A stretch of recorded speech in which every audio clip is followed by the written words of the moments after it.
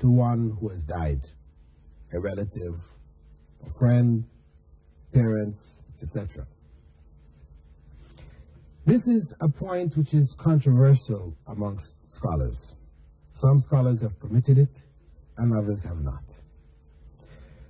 If we look at the basis of this issue, we find that in the time of Prophet Muhammad, may God's peace and blessing be upon him, he had instructed people whose parents had died to make Hajj on their behalf and to fast on their behalf. That is, they had fasting which was owing. They had made the intention to make Hajj. So the Prophet Muhammad ﷺ had said this was like a debt which they owed to Allah, and it is a debt which, like any other debt of the child, they should fulfill if they're able. Now, this was the methodology of the Prophet Muhammad, may God's peace and blessing be upon him. He also told his companions and his followers that when a person dies, they are no longer benefited from good deeds except in 3 cases. The first case is that of charity which they have done, which continues to benefit people down through the ages. The second case is that of knowledge which people continue to take benefit from. They wrote a book. They gave lectures which are still on tape, which is being distributed, people benefiting from it. So they continue to receive reward from that. And the third case was a righteous child, their righteous child, praying for them, that is making supplication for them. Dua.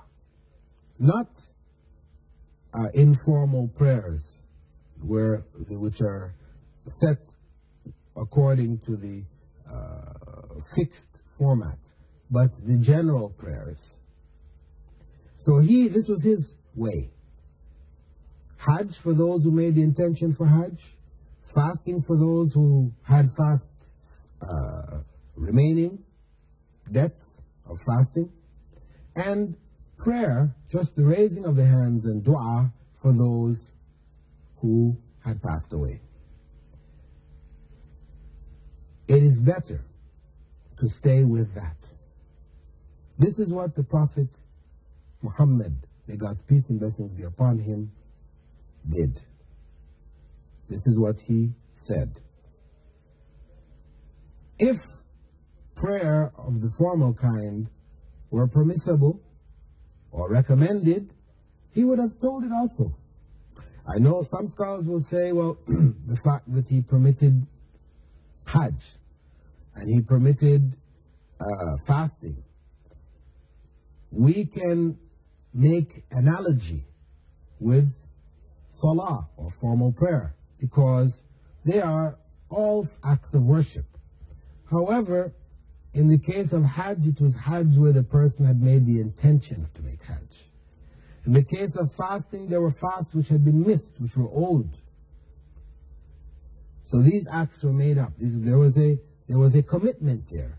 But just for a person to get up and make prayer, the formal format of prayer, and say, give this reward to the dead person, this is not really matching the circumstance on which the Prophet Muhammad, may God's peace and blessing be upon him, permitted Hajj and fasting.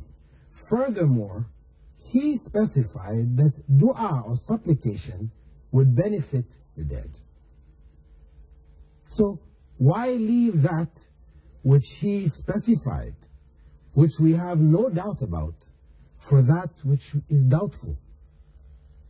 So my advice would be to do as the Prophet said and did. Leave this other area which is a doubtful area. It may be that Allah will accept it, but then again it may not be. So why do something which is uncertain when you have something which is certain? Another question from Fujairah. Brother Muhammad writes, Dear Dr. Bilal, how do the sins of one person affect another? For example, a woman going out of the house without hijab. Does it affect the husband? That is the sin of it. Does it affect the husband, the father, and the son for not stopping her? Yes. Actually, you've given the example in which sins may affect others. Normally speaking, what one person does, the sin which one person does, is restricted to themselves. No one carries the burden of anyone else's sin. That is the general principle. We don't inherit sin. That is a rule. A rule. We cannot inherit sin. Whatever sins are on us are a result of our own actions. So inheritance of sin is definitely out altogether. Each individual is born pure from sin. When a person accepts Islam, they are pure from sin. So whatever sins are upon us are a result of some choices, actions that we have done. In that case, how then can the sins of others affect us? Where? They may affect us, one, if we are the ones who began this sinful way. For example, if we smoke cigarettes, which is a sin, a major sin, and our children begin to smoke cigarettes because we smoked. Of course, we may tell them, well, it's not good for you, etc., but we are smoking. So what is the point of telling them that it is no good when we are ourselves smoking? So to say, well, why should I carry the blame for it when I told them it wasn't good? Well, your actions spoke louder, obviously, than your words.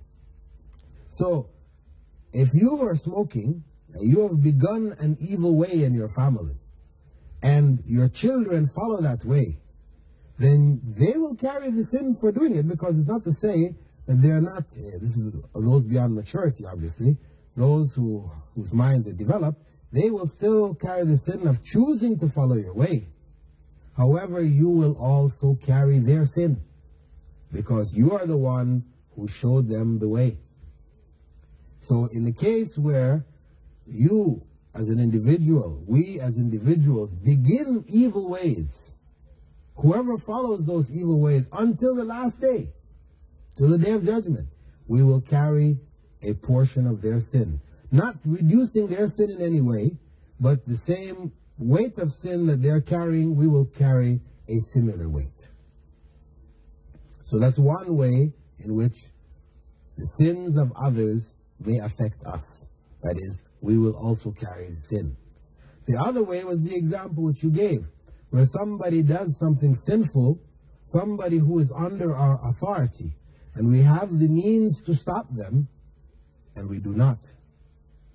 By permitting them to go ahead and commit the sin, as in this case, you mentioned where a father, a son, or a husband allows a daughter, a wife, or a sister to go out of the home without hijab, without covering herself, according to the Islamic principles, where those male relatives allow that female to leave the home, she is in sin for leaving the home in this fashion.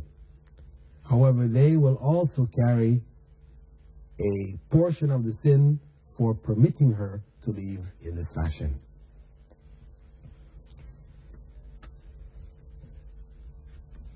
Another question from, this question is from Alain.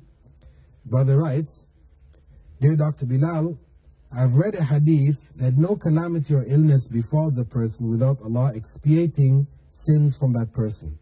Therefore, what should our attitude be towards minor illnesses? Should we be glad to have them, seeing as our sins will be expiated? We were informed by Allah and by His Messenger that whatever ill befalls the believer, if he is patient with it, then it removes sin. But it doesn't mean that we should wish for ill, or we should be happy when ill befalls us. No. It is only natural that we're going to be sad. However, we don't allow the sadness to overwhelm us to the point where we develop negative attitudes towards God and what God has destined. We are patient with it and we are rewarded. So Islam doesn't ask us to be glad when illnesses befall us. So we're happy about whatever harm takes place. No, but we are patient. With that, dear viewers, I'd like to thank you for being with us in this segment of the program, In the Light of Islam, and we hope to see you in future segments. Assalamu alaikum wa rahmatullahi wa barakatuh.